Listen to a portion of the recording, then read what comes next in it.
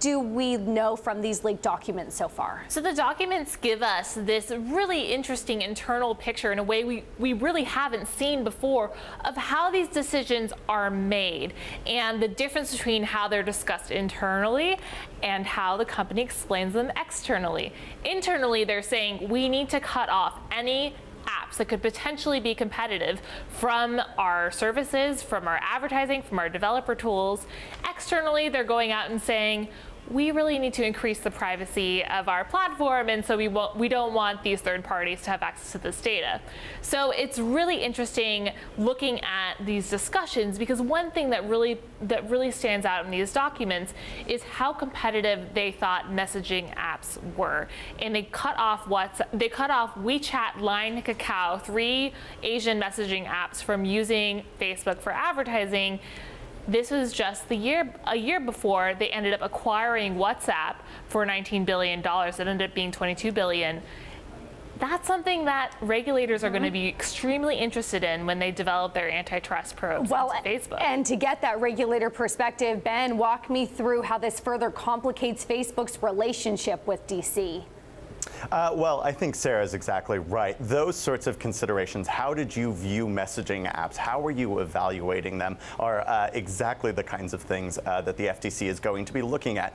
We should have a caveat here. You know, you're not obligated to deal with your competitors. And if federal and state antitrust enforcers aren't finding that this company was dominant and was abusing that dominance to perpetuate a monopoly, then there's no case here. But I think that they're going to be looking at these things. I always say antitrust regulators, they're just like us, but with subpoena power. When they read a news story like this and they see these kinds of documents, and some of these documents have in fact leaked out previously before, they ask the same questions that we're asking right now. And so they're going to want to take a look at those. They're going to want to maybe take depositions. And so it's that much more that their lawyers are going to have to say, well, hold on a minute, we can produce some of this, we can't produce other things. You know, and the question is, we saw in California yesterday, they're actually going to court over document protection. Does that create this situation here? Possibly. Well, Ben, remind us again about that burden of proof, because you could say, to play devil's advocate, you have a right to protect your own business interests. You have a right that we do not want to deal with competitors, that we are a for-profit company, and we should be protecting our own interests. What is that burden of proof?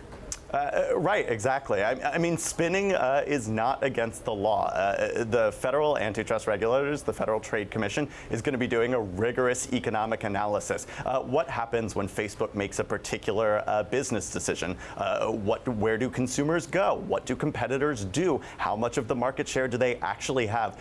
They're looking at all of these things before they even get into a theory of harm, a case about a particular violation. And it's going to take a long time for them to build those things up. They're going to interview third parties. They're going to look at economic models. They're going to listen to complainers and experts from both sides, lawyers on both sides. It's going to take a long time for that sort of thing to build up, and we don't know necessarily where it's going to go, but I think what this represents is really tantalizing questions for them to look into now.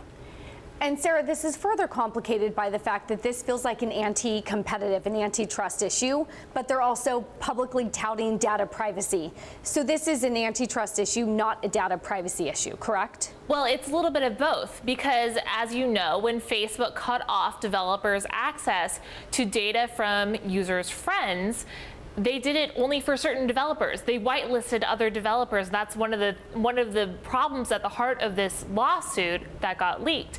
And so when we see instances like Cambridge Analytica, which is directly a result of these developer relationships and so freely handing out that developer data, how they handled it, when and why, is a huge issue with regards to the privacy front, because they don't do that anymore. But as Facebook gets hammered on privacy issues, they are going to become more anti-competitive. As a result, they're going to be in charge of their data and keeping it as close to the chest as possible and not letting other people get a slice of that dominance.